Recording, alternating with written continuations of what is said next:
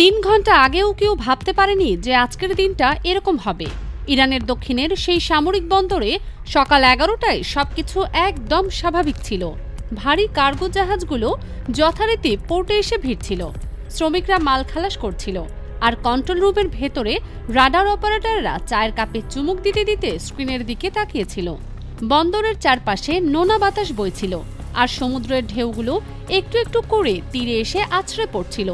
এরকম একটা দিনে কেউ স্বপ্নেও কল্পনা করেনি যে মাত্র কয়েক ঘন্টার মধ্যে এই শান্ত জায়গাটা পুরো বিশ্বের নজরে চলে আসবে। রাডার স্ক্রিনে প্রথম যখন সিগন্যালটা ভেসে উঠল, তখন কেউ তেমন গুরুত্ব দেয়নি। একটা ছোট মাছ ধরার নৌকা ধীরে ধীরে পোর্টের দিকে এগিয়ে আসছে, এটুকুই দেখা যাচ্ছিল। সাধারণ দিনে এরকম নৌকা দেখা অস্বাভাবিক কিছু না, কিন্তু সেদিন ঘটনাটা সাধারণ ছিল না। কন্ট্রোল রুমে বসা একজন অভিজ্ঞ রাডার অফিসারের চোখে বিষয়টা ধরা পড়ল। তিনি জানতেন এই নির্দিষ্ট এলাকায় মাছ ধরা সম্পূর্ণ নিষিদ্ধ, এখানে কোনো ট্রলারের আসার কথাই না। তাহলে এই নৌকা কোথা থেকে এলো আর কেনই বা এদিকে আসছে? প্রশ্নটা তার মাথায় পেরেকের মতো গেঁথে গেল। নৌকাটা তখন পোর্ট থেকে প্রায় 8 কিলোমিটার দূরে, খুব কাছেও না, আবার একেবারে দূরেও বলা যায় না। এই অদ্ভুত দূরত্বটাই আসলে সবচেয়ে বেশি সন্দেহজনক ছিল।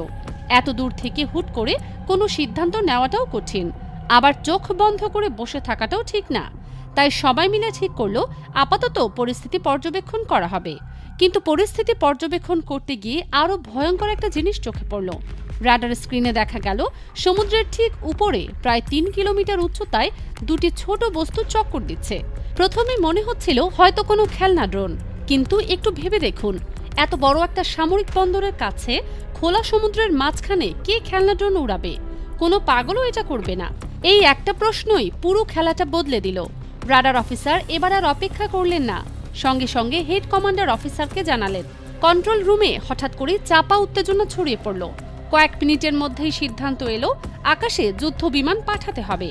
ইরানের বুশেহর এয়ারবেস থেকে তখন দুটো ফাইটার জেট রানওয়ে ধরে ছুটতে শুরু করলো। এগুলো ছিল ইরানের বিখ্যাত F-4 ফ্যান্টম। এগুলোকে অনেকে F-4 টমক্যাট বলেও চেনেন। একটা সময় এই যুদ্ধ বিমান আমেরিকার সবচেয়ে ভরসার জায়গা ছিল। বহু বছর আগে ইরান এগুলো কিনেছিল এবং সময়ের সাথে সাথে আপডেট করে এখনও ব্যবহার করছে। ঘন্টায় প্রায় 2500 কিলোমিটার গতিতে উঠতে পারা এই জেট দুটো মাত্র 2 মিনিটেরও কম সময়ে সন্দেহজনক এলাকায় পৌঁছে গেল। কিন্তু সেখানে গিয়ে পাইলটরা যা দেখলেন তাতে তাদের নিজেদেরই চোখ কপালে উঠে গেল। যেখানে খেলনা ড্রোন থাকার কথা ছিল, সেখানে আসলে আকাশে টহল দিচ্ছিল দুটো অত্যাধুনিক F-6 ফাইটার জেট। F-6 মূলত আমেরিকার প্রযুক্তিতে তৈরি হলেও পৃথিবীর অনেক দেশ এটা ব্যবহার করে, ফলে এগুলো ঠিক কোন দেশের সেটা বোঝার কোনো উপায় ছিল না। কোনো পতাকা নেই, কোনো চিহ্ন নেই, শুধু ধূসর রঙের দুটো মরণাস্ত্র নীরবে আকাশে ঘুরছে। ইরানের F-4 কাছে আসতেই দেখা গেল F-6 গুলো মোটেও পিছু হচ্ছে না।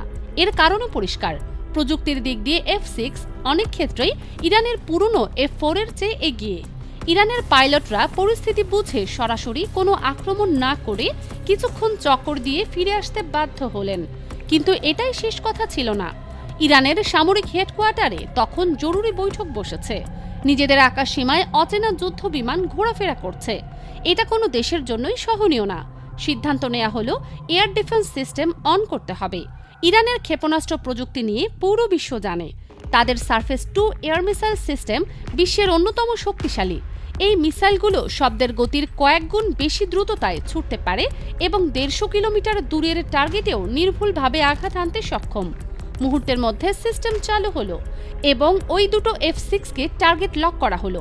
এরপর ছুটে গেল উচ্চগতির মিসাইল। অন্যদিকে F-6 জেটের ভেতরে থাকা আধুনিক রাডার সিস্টেম প্রায় 40 কিলোমিটার দূর থেকেই শত্রুর মিসাইল শনাক্ত করতে পারে। ইরানের মিসাইল ছোড়ার প্রায় সাথে সাথেই F-6 এর পাইলটরা বুঝে গেলেন পরিস্থিতি আর নিয়ন্ত্রণে নেই। 1 সেকেন্ডও নষ্ট না করে তারা পুরো থ্রোটল খুলে দিয়ে আন্তর্জাতিক আকাশসীমার দিকে পালাতে শুরু করলো। মিসাইলগুলো কিছুদূর পর্যন্ত তাদের পিছু নিল, কিন্তু আন্তর্জাতিক সীমায় ঢুকে গেলে ইরান আর এগোয়নি। ঠিক এই সময়ই সমুদ্রের বুকে নতুন নাটক শুরু হলো। সেই রহস্যময় জাহাজটা, যেটাকে প্রথমে মাছ ধরার নৌকা মনে হচ্ছিল, সেটা আসলে একটা যুদ্ধ জাহাজ ছিল। আকাশে মিসাইলের গর্জন শুনে জাহাজটার ক্যাপ্টেন বুঝে গেলেন আর এখানে থাকা নিরাপদ না। সর্বোচ্চ গতিতে জাহাজটা আন্তর্জাতিক জলসীমার দিকে ছুটতে লাগলো। ইরানের পোর্টের আশেপাশে তখন কোনো বড় যুদ্ধ জাহাজ মোতায়েন ছিল না। সময় ফুরিয়ে আসছে, তাই শেষ চেষ্টা হিসেবে পাঠানো হলো 3টি দ্রুতগতির স্পিড বোট। সেই বোটগুলোর উপরে বসেছিল ইরানের স্পেশাল মেরিন কমান্ডো ফোর্সের সদস্যরা। সবার চোখে একটাই লক্ষ্য, দূরে পালিয়ে যাওয়া সেই জাহাজ। কন্ট্রোল রুম থেকে পরিষ্কার নির্দেশ এসেছে, যেভাবেই হোক থামাতে হবে। ঢেউ কেটে বোটগুলো এগিয়ে যাচ্ছে, কিন্তু প্রতিটা সেকেন্ডে জাহাজটা আর একটু দূরে সরে যাচ্ছে। শেষ পর্যন্ত মাত্র কয়েক মিনিটের ব্যবধানে জাহাজটা আন্তর্জাতিক জলসীমা পেরিয়ে গেল। ইরান আর এগোয়নি। এই পুরো ঘটনার পর ইরানের পক্ষ থেকে যে বিবৃতি এলো সেটা ছিল অত্যন্ত কঠিন। তারা স্পষ্ট করে বললেন, ভবিষ্যতে কোনো যুদ্ধ জাহাজ বা যুদ্ধ বিমান ইরানের সীমানায় ঢুকলে আর কোনো সুযোগ দেওয়া হবে না। কিন্তু সবচেয়ে রহস্যময় বিষয় হলো, এই জাহাজ বা যুদ্ধ বিমান কোন দেশের ছিল সেটা আজ পর্যন্ত কেউ স্বীকার করেনি। কোনো দেশ দাবি করেনি যে ওগুলো তাদের। এই নীরবতাটাই আসলে সবচেয়ে বেশি প্রশ্ন তৈরি করে। এদিকে পারস্য উপসাগরে উত্তেজনা সেই ঘটনার পরে আরও তীব্র আকার ধারণ করেছে। ইরানের সশস্ত্র বাহিনী তাদের অপারেশন ট্রু প্রমিস 4-এর 84তম ধাপে যুক্তরাষ্ট্রের 6টি কৌশলগত যুদ্ধ জাহাজের ওপর একজোড়ে হামলা চালিয়েছে বলে দাবি করেছে। আল শুখ বন্দর এবং দুবাই উপকূলে মোতায়েন থাকা মার্কিন নৌবাহিনীর ওপর এই আক্রমণ পরিচালিত হয়। ইরান তাদের নিজস্ব প্রযুক্তিতে তৈরি কদর 380 নামের অত্যাধুনিক ক্রুজ ক্ষেপণাস্ত্র এই অভিযানে ব্যবহার করেছে বলে জানিয়েছে। মাঠ পর্যায়ের তথ্য অনুযায়ী 6টি মার্কিন ল্যান্ডেনক্রাফট ইউটিলিটি জাহাজে আঘাত হানা হয়েছে। এর মধ্যে 3টি জাহাজ সাগরের তলদেশে চলে গেছে বলে দাবি করছে ইরান। বাকি 3টিতে ভয়াবহ আগুন জ্বলছে এবং সেগুলো কার্যত অকেজো হয়ে পড়েছে। এই হামলায় মার্কিন বাহিনীর বিপুল পরিমাণ কৌশলগত সরঞ্জাম ধ্বংস হয়ে গেছে।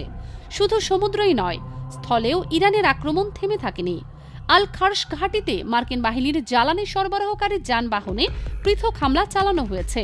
সেখানকার লজিস্টিক সাপোর্ট ফ্লিট সম্পূর্ণ ধ্বংস হয়ে গেছে বলে জানা গেছে। দুবাইয়ের উপকূলীয় এলাকায় মার্কিন ড্রোন ইউনিটের কর্মীদের ওপরও কামিকাজে ড্রোন দিয়ে আক্রমণ চালানো হয়েছে।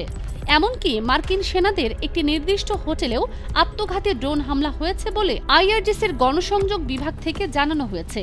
এই সব মিলিয়ে বিপুল সংখ্যক মার্কিন সেনা প্রাণ হারিয়েছে বলে ইরানের দাবি। সবচেয়ে চাঞ্চল্যকর দাবিটা এসেছে ইরানের সশস্ত্র বাহিনীর জেনারেল স্টাফের মুখপাত্র ব্রিগেডিয়ার জেনারেল আবুল ফজল শেখারচির কাছ থেকে। তিনি এক সাক্ষাৎকারে বলেছেন, পশ্চিম এশিয়া অঞ্চলে যুক্তরাষ্ট্র যে 17টি সামরিক ঘাঁটি স্থাপন করেছিল সেগুলোর প্রতিটি ইরানের বাহিনী ধ্বংস করে দিয়েছে। তার ভাষায়, আমেরিকানরা তাদের নিজেদের ঘাঁটি ও সেনাবাহিনী রক্ষা করতেই ব্যর্থ হয়েছে। 2025 সালে ইসরায়েল ও যুক্তরাষ্ট্রের বিরুদ্ধে 12 দিনের যুদ্ধের প্রসঙ্গ টেনে শেখারচি আরও বলেন, সেই যুদ্ধের পরেই ইরান তার চিরচারিত প্রতিরক্ষামূলক নীতি থেকে সরে এসে আক্রমণাত্মক নীতি গ্রহণ করেছে। তবে তিনি এটাও পরিষ্কার করেন যে গত 47 বছরে ইরান কোনো দেশকে প্রথমে আক্রমণ করেনি এবং ভবিষ্যতেও করবে না। কিন্তু কেউ যদি ইরানের উপর হামলা চালায়, তাহলে যতক্ষণ না প্রতিপক্ষ সম্পূর্ণ ধ্বংস হচ্ছে ততক্ষণ পাল্টা আঘাত চলতেই থাকবে। বিশ্লেষকদের একটা বড় অংশ মনে করছেন, ইসরায়েলের উস্কানিতে পড়ে ইরানের বিরুদ্ধে যুদ্ধে জড়িয়ে যুক্তরাষ্ট্র আসলে নিজেদের পায়ে নিজেরাই কুড়াল মেরেছে। মধ্যপ্রাচ্যে দশকের পর দশক ধরে গড়ে তোলা সামরিক অবকাঠামো যদি সত্যিই ধ্বংস হয়ে থাকে, তাহলে এই অঞ্চলে আমেরিকার কৌশলগত প্রভাব চিরতরে শেষ হয়ে যেতে পারে। পারস্য উপসাগরের পানি এখন শুধু নোনা না, এই পানিতে মিশে আছে বারুদের গন্ধ আর অনিশ্চয়তার ছায়া।